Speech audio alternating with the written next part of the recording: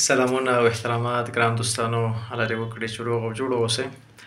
په نننۍ ویډیو کې موږ یو ډېر سمپل، ډېر ساده ټیسټ او مهم لابراتواري میتود یا پروسیجر ډېر ساده ده خو ډېر مهم ټیسټ ده. بي ټي ټیسټ باندې غږیږو.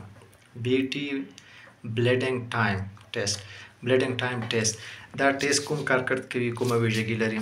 دا ټیسټ د وینې د بندېدو وخت اندازه کوي چې وینه په څومره وخت کې بندېږي.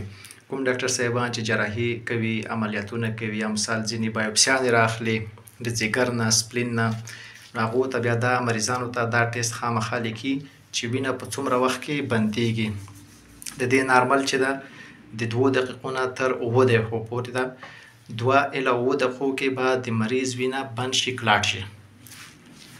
نارمل رنجونه مختلف دي خو ما چې کوم نارمل رنج درته وښودلو دا یو اپډیټ نارمل رنج ده. 2 دقیقې الی 7 دقیقې په دومره وخت کې د مریض وینه باید کلاټ شي.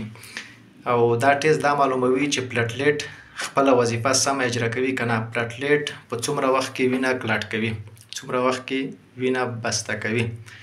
نو که چیرې بیا په دې کې ستونزه وي، پلټلیټ کې به خامخا ستونزه وي، مریض به ترومبوسایټوپینیا وي، مریض به پلټلیټ به یې کم وي یا ځینې نور بلیډینګ ډیسارډر به ولري.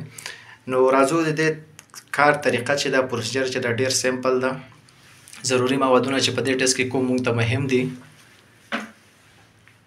یو لنسیټ چې د مریض د ګوتې څخه دا یو څه پخوانی میتود هم ده، اوس ځینې نوي میتودونه هم شته دي، خو هم یې د ګوتې نه اخیستی شو، هم یې د غوږ نه اخیستی شو، د غوږ د لاندې ساحې نه، پسته ساحې چې ده د هغې ځای نه اخیستی شو، یا نرمه ساحې چې ده. یو لنسیټ پکارېږي چې په دې باندې د مریض ګوته وغځه کوو. الکول چې په دې باندې د مریض د ګوتې ساحه پاکوو. یو ټیشو پیپر یا جاذب کاغذ لګیږي چې په دې باندې یو څاڅکی وینه کومه قطره چې د ګوتې نه راځي په دې باندې اخلو. وروسته بیا کلکولیشن کوو. او یو سټاپ واچ. طریقه یې څنګه کوو؟ اول د مریض لاس رااخلو، مریض ته وایو درد نه لري.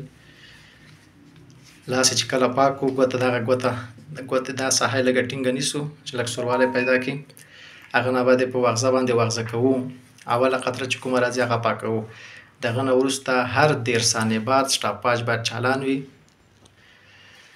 هر 10 ثانیې بعد یو څاڅکی چې هغه ځای نه راځي، هر 10 ثانیې بعد یې باید د دې په واسطه د هغه ځای نه پاک کړو. د هغه نه وروسته بیا په دې باندې چې کوم څاڅکي دي یا د وینې نشانونه چې دي، سور رنګ، هغه ټولو ته هغه ته یو فورمول ده، هغه فورمول کې بیا اچوو، نتیجه ورکوو. ښه ګران دوستانو، راځو کار شروع کوو. الکول پټ رااخلو.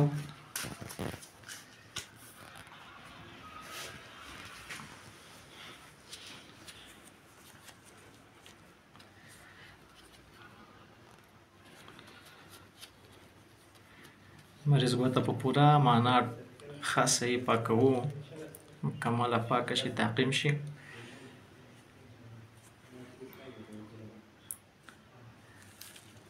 د هغه نه وروسته لنسیټ رااخلو.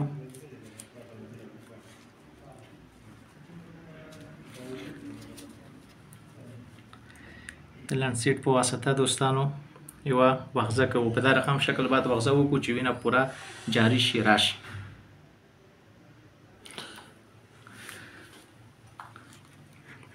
سټاپ واچ چالانوو دوستانو. سټاپ واچ به چالان وي. اول څاڅکی ایسته کوو. هغه نه بعد 10 ثانیې، هر 10 ثانیې بعد یو ډراپ رااخلو.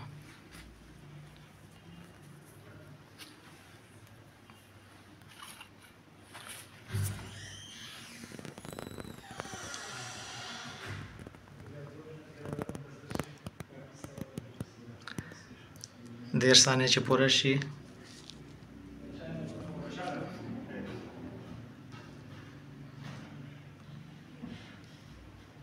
ګوتې ته ورو فشار ورکوو. په دا رقم شکل فشار نه ورکوو چې په غیر منظمه یا وینه په زوره ترې راوباسو. هلته چې 10 ثانیې بیا هم پوره کېږي، دلته به موږ یو بل ډراپ هم پورته کوو.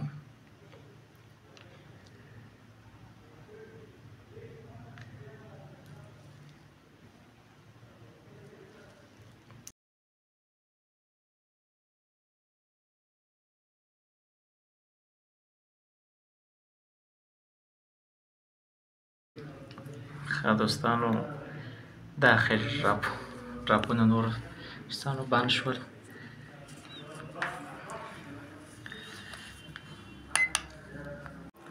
دوستانو عملی کار خلاص شو. راځو چې موږ به دا څنګه کالکولیټ کوو. د دې دپاره د بی ټي د کالکولیشن دپاره یو فورمول ده، نمبر آف ډراپس ضرب 30 تقسیم پر شپېتو مساوي بی ټي ټایم. لومړی ډراپونه ګڼو چې څو دي مکمل ټوټل 1 2 3 4 5 6 7 ضرب پر 30 تقسیم پر شپېتو مساوي کېږي 3.5 یعنی 3.5 منټه.